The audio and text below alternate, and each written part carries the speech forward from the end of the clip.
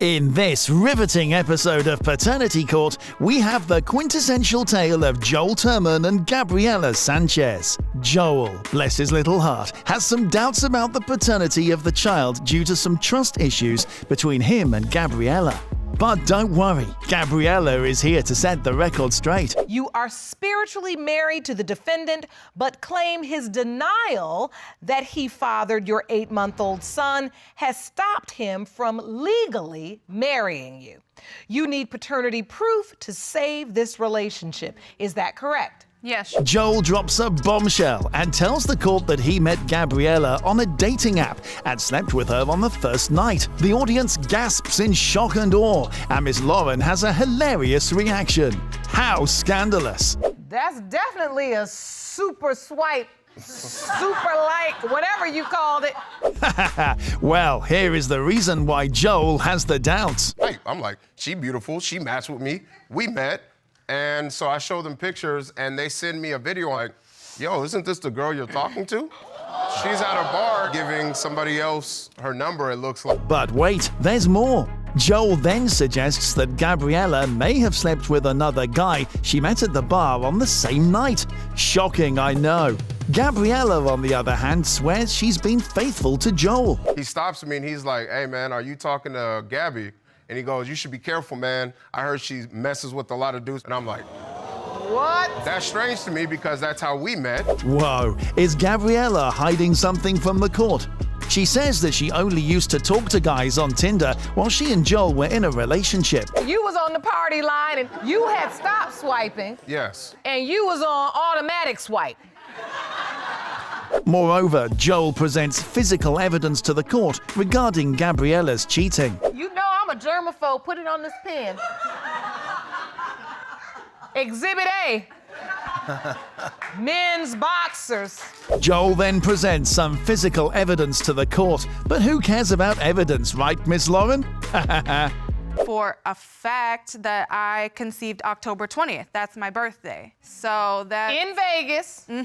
On October 20th. Joel claims the date of conception is 15th of October, the night he saw Gabriela talking to a guy at the bar. Oh, the drama. But like mid-October, I was at a bar, club, and I saw her there talking to another guy, feeling on him. I recorded it and sent him the snap of her giving her number to him. Miss Lauren, being the expert she is, takes help from the conception calculator to make this case even more exciting. Between October 15th and October 21st, 2017. Exactly, the date my friend seen her at the bar. Oh gosh, till now Gabriela is losing the game as there is a lot of evidence against her. But wait, I can see she is calm and composed. Let's find the secret. Yeah, she's like, we're good, we don't need you, don't come to the hospital, he's not yours. Miss Sanchez, after all that, you ring that bell? But hold on, the real kicker is yet to come. Gabriela reveals that she only said those things to hurt Joel during a heated argument. How convenient. You on the birth certificate. So you might not have the family, but you're gonna have the financial obligation of that child support. I think I've heard enough testimony. Jerome, I'm ready for the results. Let's get the DNA results. Are the father. Finally, justice is served, and Gabriela is ecstatic that the truth has been revealed. What a thrilling conclusion to this hilariously mysterious case. Case 2. Oh boy, buckle up for this next episode of Paternity Court featuring Sydney Lawrence and Miss Payne, who were best friends for a decade. Miss Payne, despite being engaged, suddenly claims that Lawrence is the biological father of her child. What a shocker! Let's see if Miss Payne's bestie turns out to be the best daddy. Haha, how amusing. Can you... Father of her son, Antonio. You are the father. When she did it, she called me on the phone. She was like, the court is gonna call you for a paternity test. I say, for what?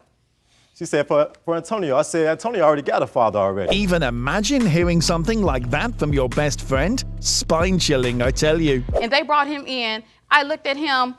I was like, oh my God. He looked exactly like Sydney. But you named him after another man. Yes. I couldn't come to words to tell my fiance at the time that I had sex with another man. Lawrence tries to defend himself by saying he had a girlfriend at the time who is also the mother of his other children. But hold on, Lawrence accuses Miss Payne of sleeping around with other guys besides him and her fiance. Scandalous.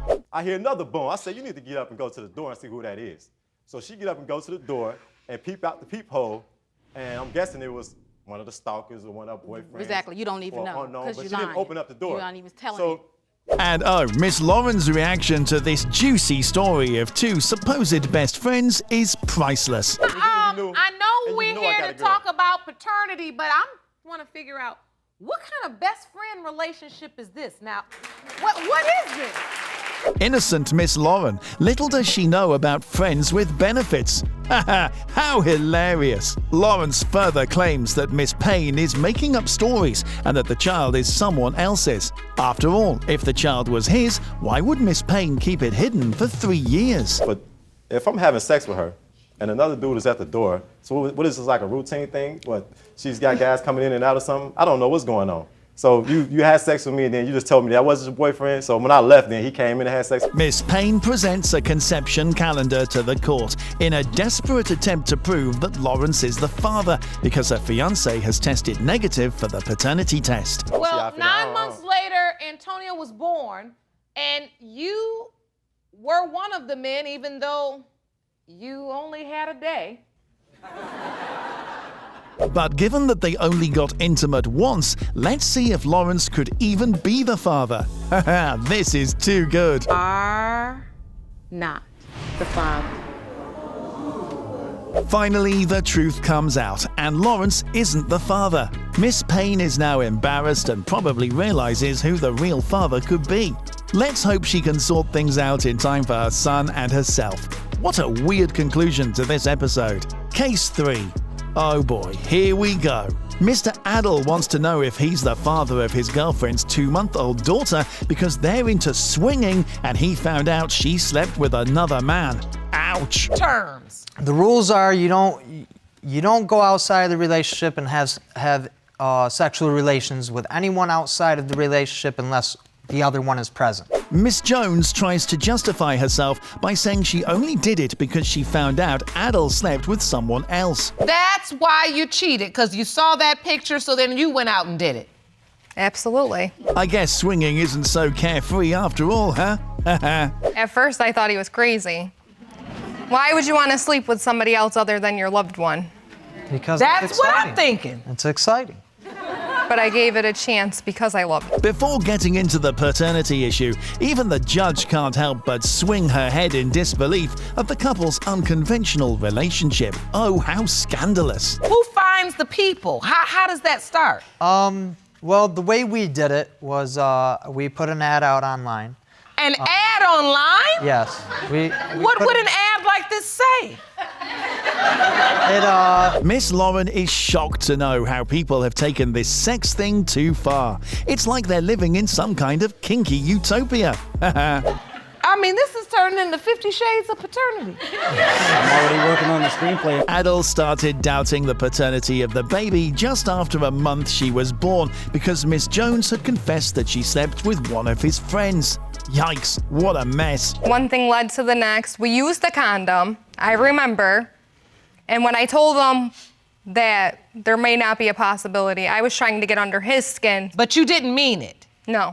Miss Jones tries to prove the time she conceived the baby with a calendar, but the audience can't help but burst into laughter when they find that August is the sex month. You say that you had sex with the other man in the middle of August. Yes. You said you had sex with Mr. Adel when? the judge and the audience find that Miss Jones only slept with the other guy once and was intimate with Adel for the rest of the month. I guess the majority does have authority. Cheated on me with has blue eyes. She has blue eyes, and the baby has blue eyes. That don't mean nothing. Of course. After all the juicy testimony, it's time to reveal the DNA result. Drum roll, please. You are the father. I told you. Well, well, well, the baby belongs to these swingers. Let's hope she gets to see the better side of her parents.